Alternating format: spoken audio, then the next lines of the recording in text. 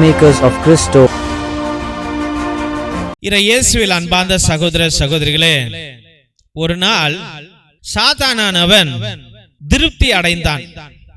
என்னவென்றால், நான் உலகத்துல இருக்கிற எல்லா மனிதரையும் என் வலைக்குள்ள போட்டுட்டேன். உலகத்துல இருக்கிற மனிதர்கள் யாருமே புனிதர்கள் அல்ல. இனிமேல் அவர்கள் அனைவரும் எனக்கு அடிமைகளாக இருக்க போகிறார்கள். அவர்கள் இனிமேல் நினைச்சா கூட விண்ணகத்துக்கு செல்ல முடியாது என்று நினைத்தான். அப்புறம் கொஞ்ச நாள்ல அவன் போர் அடிச்சு, இவங்க திருந்தாதவங்க, இந்த ஜனங்கள் திருந்தாததுங்க, இந்த ஜனங்கள்னால நமக்கு யூஸே இல்ல, எப்படியும் எல்லாரும் நரகத்துக்கு தான் போறான். இனிமேல் நம்ம எதுக்கு நம்முடைய டெக்னிக் எல்லாம் வச்சுக்கணும், நம்முடைய சாஃப்ட்வேர்ஸ் எல்லாம் வச்சுக்கணும், நம்ம எல்லாத்தையும் வித்தரலாம் அப்படி என்று ஏலம் விட ஆரம்பித்தான். அப்பொழுது ஒவ்வொன்றாக அவன் ஏலம் விடுகின்றான். மக்கள் எல்லாரும் வந்து ஓடோடி வந்து வாங்குறாங்க. ஃபர்ஸ்ட் கோபத்தை ஏலம் விடுறான். யாருக்கெல்லாம் கோபம் வேணும், நிறைய பேர் வந்து எனக்கு வேணும் எனக்கு வேணும், கொடுங்க கொடுங்க கொடுங்க என்று ஏலம் வாங்கிட்டு போறான். அடுத்தது யாருக்கெல்லாம் காமம் வேணும், எல்லாரும் உடையாராம், ஐயோ எனக்கு காமம் வேணும் எனக்கு காமம் வேணும் எனக்கு காமம் வேணும் என்று எல்லாரும் ஓடி வருகிறான். அடுத்தது யாருக்கு பொறாமை எல்லாம் வேணும், நான் பொறாமப்படணும் நான் பொறாமப்படணும், அண்ணன் தம்பி எல்லாம் பார்த்து பொறாமப்படணும், பக்கத்து வீட்டுக்காரனை பார்த்து பொறாமப்படணும், அந்த பிசினஸ் மேனை பார்த்து பொறாமப்படணும், அந்த அதிகாரியை பார்த்து பொறாமப்படணும், நீ எனக்கு கொடு எனக்கு கொடு என்று எல்லாரும் வந்து அந்த சாத்தான்ட்ட அதை வாங்குறாங்க. அப்புறம் யாருக்கெல்லாம் சோர்வு வேணும், சோர்வு சோர்ந்து போய் நிறைய பேர் இருக்கிறாங்க, நான் எனக்கு கொடு எனக்கு கொடு எனக்கு கொடுன்னு சோர்வுகளை வாங்குறாங்க. யாருக்கெல்லாம் சண்டை வேணும், நிறைய பேர் சண்டை போட ஆசைப்படுறாங்க, காரணம் இல்லாம சண்டை போட ஆசைப்படுறாங்க, அதனால எனக்கு கொடு என்று வந்து ஏலம் எடுத்துட்டு போறாங்க. இது போல ஒவ்வொரு சாத்தானுடைய டெக்னிக்கையும் சாஃப்ட்வேரையும் அது விக்குது, ஒவ்வொரு இடத்துலயும் விக்குது, எல்லாரும் வாங்கிக்கிட்டாங்க. அப்புறம் ஒரு சின்ன பைய வச்சுக்கிட்டு, தோள்பட்டையில பைய வச்சுக்கிட்டு சாத்தான் கிளம்புது, எல்லாத்தையும் வித்துட்டேன்டா, எல்லாருக்கும் இருக்கு, பண ஆசை இருக்குது, மோக ஆசை இருக்குது, குடி ஆசை இருக்குது, விட்டு கொடுக்காத ஆசை இருக்குது, சபிக்கிற ஆசை இருக்குது, எல்லாத்தையும் நான் வித்துட்டேன் அப்படி என்று அந்த சாத்தானவன் தன்னுடைய கரத்துல தன்னுடைய பையில ஒரு மூட்டையை வச்சுக்கிட்டு போறார். அப்ப இன்னும் கொஞ்சம் பேரு அது என்னன்னு கேட்கும் போது, இத மட்டும் நான் விற்க மாட்டேன், இத மட்டும் நான் விற்க மாட்டேன், இது பயங்கர சீக்ரெட்டானது, இதுதான் மூலக்கி, இதுதான் மூல ஆதாரம், அதனால நான் இதை மட்டும் விற்க மாட்டேன் அப்படி என்று அந்த சாத்தானவன் சொல்லுகிறான். இல்ல அது எவ்வளவு காசாக இருந்தாலும் நாங்க கொடுத்து வாங்க தயாராக இருக்கிறோம், அதனால அதை எங்களுக்கு வித்து கொடு அப்படி என்று சொல்லுது. அப்ப சாத்தான் சொல்லிட்டான், அதை மட்டும் நான் விற்கவே மாட்டேன் அப்படி என்று. அப்ப அட்லீஸ்ட் அதுல என்ன இருக்குது என்று சொல்லு என்றால், அதுல ரெண்டு மேட்டர் இருக்குது, ரெண்டு சாஃப்ட்வேர் இருக்குது. என்ன சாஃப்ட்வேர் அப்படின்னு கேட்கும் பொழுது அந்த சாத்தானவன் சொல்லுகிறான், ஒன்று விரக்தி, இன்னொன்று டிப்ரெஷன். ஒன்று விரக்தி ஃப்ரஸ்ட்ரேஷன், இன்னொன்று டிப்ரெஷன். தெய்வ பிள்ளைகளே, இன்னைக்கு ஏகப்பட்ட பேரு பாவத்தில் விழுவதற்கு காரணம் இந்த ரெண்டு தான். அவன் அழிஞ்சு போறதுக்கு காரணம் ரெண்டு தான். குடும்ப வாழ்க்கை இழப்பதற்கு காரணம் ரெண்டு தான். வாழ்க்கையிலே தோல்வியிலே, தொழிலே தோல்வியிலே, படிப்பிலே தோல்வியிலே, வியாபாரத்திலே தோல்வியிலே இருக்கிறான் என்றால் இது ரெண்டு தான் காரணம். ஒன்று ஃப்ரஸ்ட்ரேஷன், இன்னொன்று டிப்ரெஷன். இன்னைக்கு உன் மனைவியை பார்த்தா ஃப்ரஸ்ட்ரேஷன், விரக்தி வந்துருச்சு, உடைய தொழிலை பார்த்தா விரக்தி வந்துருச்சு, படிப்பை பார்த்தா விரக்தி வந்துருச்சு, வேலையை பார்த்தா விரக்தி வந்துருச்சு, திருமண வாழ்க்கையை பார்த்தா விரக்தி வந்துருச்சு, பிள்ளைகளை பார்த்தா விரக்தி வந்துருச்சு. அதனால நீ அந்த டிராக்ல இருந்து வேறொரு பாவ டிராக்குக்கு போக பார்க்கிறாய். இரண்டாவதாக டிப்ரெஷன், ஒரு ஃபெயிலியர் ஆயிட்ட, உன் வாழ்க்கையில ஃபெயிலியர் ஆயிட்ட, உன் வாழ்க்கை குடும்ப வாழ்க்கை நீ நினைச்ச மாதிரி அமையல, இல்ல படிப்பு நீ அமைச்ச மாதிரி அமையல, வேலை நீ நினைச்ச மாதிரி அமையல, உன் மனைவி நினைச்ச மாதிரி அமையல, உன் கணவன் நினைச்ச மாதிரி அமையல, உடைய பிள்ளைகள் நினைச்ச மாதிரி அமையல, உடைய எதிர்காலம் நினைச்ச மாதிரி அமையல என்றால் டிப்ரெஷன்ல போற. அதுல இருந்து எழுந்து நீ எப்படி வெற்றி அடைய வேண்டும் என்று தெரியவில்லை. தெய்வ பிள்ளைகளே, நம்ம எப்பொழுதும் ஒரு கிரிட்டிசிசம் வேர்ல்டுல தான் இருக்கிறோம். அடுத்தவங்களை குறை சொல்லி அடுத்தவங்க மீது தவறுகளை கண்டுபிடிப்பதில் தான் இருக்கிறோமே ஒழிய அவர்கள் சொல்லுகின்ற கருத்து என்ன, அதுல ஆணிவேர் என்ன, அவர்கள் எங்கு நம்மை அழைத்து செல்லுகிறார்கள் என்பதை நாம் தியானிப்பது இல்லை. நம்ம எல்லாத்துக்கும் குரு யாரு? உன்னத தேவன், பரிசுத்தர் பரிசுத்தர் பரிசுத்தர், பரமபிதா, இயேசு ராஜா, பரிசுத்த ஆவி. நமக்கு குருவானவர் அவர்தான். இது இந்தியன் டேர்ம்ஸ். குரு, குருவே. நம்ம எல்லாத்துக்கும் ஒரு டீச்சர் பைபிள்ல பார்க்கிறோம். Rabbi, teacher. இயேசு கூப்பிடுறாங்க, rabbi, you are a rabbi, rabbi என்று சொல்லுகிறார்கள். தெய்வ பிள்ளைகளே, அவர் நமக்கு எல்லாத்தையும் கற்றுக் கொடுத்தார். வாழ்விலே எப்படி ஆண்டவரை அழைக்க வேண்டும் என்று கற்றுக் கொடுத்தார். நமக்கு மரணம்தான் கடைசி கிடையாது, வாழ்வு இருக்கிறது என்று அவர் கற்றுக் கொடுத்தார். அப்ப அவரை நாம் பின்பற்றி சென்று கொண்டிருக்கின்றோம். அதே போல மோயிசனை பார்க்கின்றோம், எலிஜாவை பார்க்கின்றோம், எசேக்கியேலை பார்க்கிறோம், தானியேலை பார்க்கிறோம், எரேமியாவை பார்க்கின்றோம், சீடர்களை பார்க்கின்றோம், திருத்தூதர்களை பார்க்கின்றோம். இவர்கள் எல்லாரும் நமக்கு டீச்சர்ஸ். ஆனால் இவர்கள் எல்லாரும் நம்மை வழிநடத்தின குருக்கள். ஆனால் ஏக குரு ஒருவர் இருக்கின்றார், அவர்தான் உன்னத தேவன். அதுக்கு அந்த ஆண்டவருக்கு குருவே சரணம் என்று சொல்வதிலே, அது இந்திய வழிப்படி சொல்லுவதிலே எந்த பிரச்சனையும் இல்லை. ஆனால் இதை சொல்லும் பொழுது உன்னுடைய மைண்ட் எங்க போகுது? இந்துக்கள்கிட்ட போவோம், முஸ்லிம்கிட்ட போவோம், சீக்கிட்ட போவோம், புத்தாட்ட போவோம். இதெல்லாம் கிடையாது தெய்வ பிள்ளைகளே.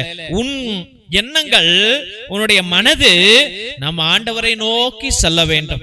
அடி வயிற்றிலிருந்து தொப்புள்ளேந்து ஆண்டவரை நோக்கி நீ ஜெபி. ஆண்டவர் எல்லா அருளையும் கொடைகளையும் உனக்கு அருள்வார். தெய்வ பிள்ளைகளே, இன்றைய வாசகத்துல நாம் பார்க்கின்றோம், ஒரு சாத்தானானவன் ஒரு சின்ன ஒரு உதாரணம் சொல்லுவாங்க. இந்த உலகத்திலேயே தொப்புள் இல்லாம பிறந்த 2 ஜீவன்கள் யார் என்றால் ஆதாமும் ஏவாளும். ஏனென்றால் அவர்கள் தாயின் வயிற்றிலிருந்து வரவில்லை, கர்த்தருடைய தொப்புளிலிருந்து வந்திருக்கிறார்கள். கர்த்தருடைய கர்ப்பப்பையிலிருந்து. அந்த கர்த்தருடைய கர்ப்பப்பை என்பது என்ன? கடவுளுடைய ஞானம். நிலத்தின் மண்ணை எடுத்து தேவன் மனிதனை உருவாக்குகிறார். அப்ப இந்த உடலானது யாருடைய கரம் பட்டது? கர்த்தருடைய கரம் பட்டது. எந்த உடல்? உன் உடலும் என் உடலும் சரி, கர்த்தருடைய கரம் பட்டு அவர் நமக்கு ரூபத்தை கொடுத்து கொண்டிருக்கின்றார். தெய்வ பிள்ளைகளே, கர்த்தருடைய கரம் இல்லாமல் எந்த காரியமும் இந்த உலகத்தில் நடக்காது. கர்த்தருடைய கரம் இல்லாமல் எந்த காரியமும், எந்த நிகழ்வும் இந்த உலகத்தில் நடக்காது. அப்ப இந்த உடலை யார் அபிஷேகித்திருக்கிறார் என்றால், யார் உருவாக்கி இருக்கிறார் என்றால், யார் ஞானத்தோடு சிதைத்திருக்கிறார் என்றால், சித்தரித்திருக்கிறார் என்றால், நம் ஆண்டவராகிய கடவுள், ஞானத்தை கொடுக்கிற தேவன். அந்த தேவன் மனிதனை உருவாக்கிட்டார். அந்த தேவன் அங்க இருக்கிற எல்லா மரம், செடி, கொடிகள் எல்லாத்தையும் கொடுக்கின்றார். ஆண்டவராகிய கடவுள் உருவாக்கிய காட்டு விலங்குகளை எல்லாம், அங்க இருக்கின்ற நிலங்களை எல்லாம், மரங்களை எல்லாம் அவர் ஆட்கொள்ள வேண்டும் என்று, அதிகாரம் செலுத்த வேண்டும் என்று மனிதனை அந்த இடத்திலே வைத்திருக்கிறார். தெய்வ பிள்ளைகளே, முதல் நாள்ல நம்ம பார்த்த பொழுது என்ன நினைச்சோம்? கடவுள் எல்லா அதிகாரம், இந்த உலகத்தை அதிகாரம் செலுத்துகிற அதிகாரங்களை யாருக்கு கொடுத்திருக்கிறார்? மனிதனுக்கு கொடுத்திருக்கிறார். இன்னைக்கு நிறைய பேரு பணம் சம்பாதிக்க கஷ்டப்படுறாங்க, பணம் சம்பாதிக்கிறதுக்கு சோதிக்கப்படுகிறார்கள். பணம் சம்பாதிச்ச பணத்தை வீட்டுக்கு வந்தா பயப்படுகிறார்கள், வீட்டுல இருக்கிற பணத்தை செலவு பண்ணுன்னா பயப்படுறாங்க. அப்ப உன்னுடைய பயங்கள் எல்லாம் இந்த பணம் உருவாக்குறதுக்கும் பணத்தை கொண்டு வருவதற்கும் அதை செலவு பண்றதுக்கும் நீ பயந்து சாகுகிறாய், பயந்து சாகுகிறாய். ஏன்? பணம் ஈவில் கிடையாது தெய்வ பிள்ளைகளே. பணம் என்பது ஈவில் கிடையாது. அது ஒரு நெசசரி ஃபார் லைஃப். அது ஒரு நெசசரி. அது இல்லாம யாராலையும் வாழ முடியாது. பிள்ளைங்களுக்கு சோறு போட முடியாது. உன் கடமைகளை நீ நிறைவேற்ற முடியாது. அப்ப கடவுள் என்ன சொல்லுகின்றார்? அனைத்தையும் உருவாக்கி அமைத்து தன் உருவாக்கிய மனிதனை அங்கே வைத்தார். எதற்காக வைத்தார்? அதை ஆட்கொள்வதற்காக, ஆட்சி செய்வதற்காக அங்கு வைக்கின்றார். இல்லை என்றால் எங்கேயாவது பாலை நிலத்துல இல்லைன்னா நடு கடல்ல போட்டிருக்கலாம் அல்லவா? இந்த உலகத்தை தேவன் கொடுத்தது நாம் ஆட்சி செலுத்துவதற்காக. திருசிலுவை ஆசீர்வாதத்தை பெற்றுக்கொள்வோம். தந்தை ஆசீர்வாதத்தின் திருசிலுவை. திருசிலுவை உனக்கும் உன் குடும்பத்திற்கும் வெளிச்சமாய் இருக்கிறது. நரக சர்ப்பம் உனக்கு அதிபதியாக வேண்டாம். சாத்தானே அப்பாலே போ. அபத்தங்களை பிள்ளைகளுக்கு போதிக்காதே. நீ கொடுப்பது தீது, நீயே அந்த நஞ்சை உட்கொள். நற்கருணை ஆசீர்வாதத்தை பெற்றுக்கொள்வோம். எல்லாம் அல்ல இறைவன் தந்தை, மகன், தூய ஆவியார் உங்களையும் உங்கள் குடும்பத்தையும் ஆசீர்வதித்து வழிநடத்தி காத்தருள்வாராக. ஆமென், ஆமென், ஆமென். இறை இயேசுவில் அன்பார்ந்த சகோதர சகோதரிகளே, உங்கள் அனைவருக்கும் எங்களுடைய மனமார்ந்த நன்றிகளை தெரிவித்துக் கொள்கிறோம். எத்தனையோ பேர் எங்களுடைய ஏழை எளிய பிள்ளைகளுக்கு உங்களால் முடிந்த பழைய துணி, பத்தாத துணி, பயன்படுத்தாத துணி, நோட்டு, பேனா, புஸ்தகங்கள் என்று சோலார் லைட் என்று நீங்கள் அனுப்பி கொண்டே இருக்கிறீர்கள். அதற்காக என்னுடைய மனமார்ந்த நன்றிகளை தெரிவித்துக் கொள்கிறோம். தெய்வ பிள்ளைகளே, நீங்கள் அனுப்பிய ஒவ்வொரு துணியையும், ஒவ்வொரு நோட்டு, புஸ்தகம், பேனாவையும் எங்களுடைய சபை ஸ்தாபகர் மோஸ்ட் ரெவரண்ட் பிஷப் ஹிபோரா குசாலா மற்றும் எங்களுடைய சபை தலைவர் ரெவரண்ட் ஃபாதர் கிஷோர் பாபு ஒவ்வொரு நாளும் ஏழை எளிய பிள்ளைகளுக்கு அதை பகிர்ந்து கொண்டே இருக்கிறார்கள். அதை தான் இந்த போட்டோல நீங்க அனைவரும் பார்த்து கொண்டிருக்கிறீர்கள். மற்றுமாக உங்களால் முடிந்த அளவுக்கு உங்களுடைய உற்றா உறவினரிடம் சொல்லி கூட இந்த பழைய துணி, பத்தாத துணி, பயன்படுத்தாத துணிகளையும் மற்றுமாக ஏதாவது நோட்டு, பேனா, புஸ்தகங்களை கூட நீங்கள் தொடர்ந்து அனுப்பும்படியாக அன்போடு வேண்டுகின்றோம்.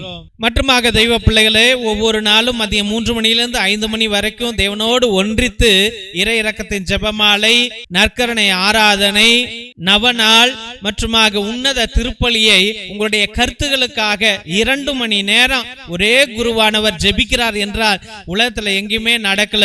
அது தயவு செய்து தெய்வ பிள்ளைகளே, உங்களுடைய கருத்துக்களை அனுப்புங்க. உங்களுடைய கருத்துக்களுக்காக நாங்கள் அனுதினமும் ஜெபித்துக் கொள்வோம். ஒருவேளை நீண்ட நாட்கள் உங்களுடைய கருத்துக்கள் நிறைவேறவில்லை என்றால் நேர்த்தி திருப்பலி அர்ப்பணிங்கள். 3 திருப்பலி, 5 திருப்பலி, 7 திருப்பலி, 9 திருப்பலி, 12 திருப்பலி, 21 திருப்பலி, 30 திருப்பலி, 33 திருப்பலி என்று நீங்கள் அர்ப்பணிப்புக்கலாம். உங்களுக்காக அனுதினமும் நாங்கள் ஜெபித்துக் கொள்வோம். 2 மணி நேரம் ஜெபிப்போம். பேரை சொல்லி சொல்லி ஜெபிப்போம் என்பதை அன்போடு தெரிவித்துக் கொள்கிறோம். மற்றும் அவருடைய குடும்பத்தில் யாராவது உடைய உறவுகள், நெருங்கிய உறவுகள் மரித்திருந்தால் நீங்க கிரகோரியன் மாஸ், அதாவது புனித கிரகோரியார் திருப்பலியை நீங்கள் அர்ப்பணிக்கலாம். 30 திருப்பலி, ஒவ்வொரு திருப்பலிக்கும் ரூபாய் 100 என்பதை அன்போடு தெரிவித்துக் கொள்கின்றோம். ஆத்ம இளைப்பாறுதலுக்காக இதை அர்ப்பணிப்பார்கள். நம்முடைய திருச்சபையில உங்களுடைய கருத்துக்களை நீங்கள் அனுப்பலாம் என்பதை அன்போடு தெரிவித்துக் கொள்கிறோம். மிரக்கல் ஆயில், அதிசய எண்ணெய், இது கோகனட் எண்ணெய் கிடையாது. இது அற்புதங்களை செய்யக்கூடிய வல்லமையான எண்ணெய். எல்லா நோய்களுக்கும் வலிகளுக்கும் பயன்படும். தலைவலி, நெஞ்சு வலி, மூச்சு வலி, முழங்கால் வலி மற்றுமாக மூச்சு வாங்கல், வயிற்று வலி அனைத்திற்கும் பயன்படும். எல்லா நோய்களையும் தீர்க்கும். மற்றுமாக குழந்தை பாக்கியத்திற்கு கூட இது அருமையாக செயல்படும். இதை வாங்கி நீங்கள் தயவு செய்து பயன்படுத்தும்படியாக அன்போடு வேண்டுகின்றோம். இறை இரக்கத்தின் விடுதலை ஜெப புத்தகம். இது அந்த காலத்தில் நம்முடைய மூதாதையர்கள் செபஸ்தியா தகடு, அந்தோனியா தகடு செய்வதற்காக வல்லமையான ஜெபங்களை வைத்து அந்த தகடுகளை செய்தார்கள். அதில் உள்ள ரகசிய ஜெபங்கள் உடையவை இவை. இந்த ஜெபங்களை வாங்கி நீங்க பயன்படுத்துங்க. உங்களுடைய செய்வினைகள், கட்டுகள், குடும்ப கட்டுகள், தலைமுறை சாபம் அனைத்திலிருந்து உங்களுக்கு விடுதலையை ஆண்டவர் கொடுப்பார். இது வல்லமையான புத்தகம் தெய்வ பிள்ளைகளே. இதை வாங்கி நீங்கள் பயன்படுத்தும்படியாக அன்போடு வேண்டுகின்றோம். மற்றுமாக தெய்வ பிள்ளைகளே, ஒவ்வொரு நாளும் மதியம் 3 மணியிலிருந்து 5 மணி வரைக்கும் நடக்கும் இந்த உன்னத ஜெபத்தில் கலந்து கொள்வதற்காக நன்றிகள். இந்த சேனலை தயவு செய்து சப்ஸ்கிரைப் பண்ணுங்க, இதை ஷேர் பண்ணுங்க, உங்களுடைய வாட்ஸ்அப் ஸ்டேட்டஸ்ல வைங்க, உங்களுடைய வாட்ஸ்அப் குரூப்ல வையுங்க, மற்றவர்களிடம் பகிர்ந்து கொள்ளுங்கள். தெய்வ பிள்ளைகளே, இந்த ஜெப வழிபாட்டில் கலந்து கொள்ளுங்கள், கேட்டுக்கொள்ளுங்க. ஆண்டவர் அற்புதங்களை அவர்களுக்கு செய்வார். நீங்க இந்த ஊழியத்தை தாங்கினார், உங்க குடும்பத்தை ஆண்டவர் தாங்குவார் என்பதை அன்போடு தெரிவித்துக் கொள்கின்றோம். தேவனுக்கே மகிமை உரிதாகுக. God bless you all.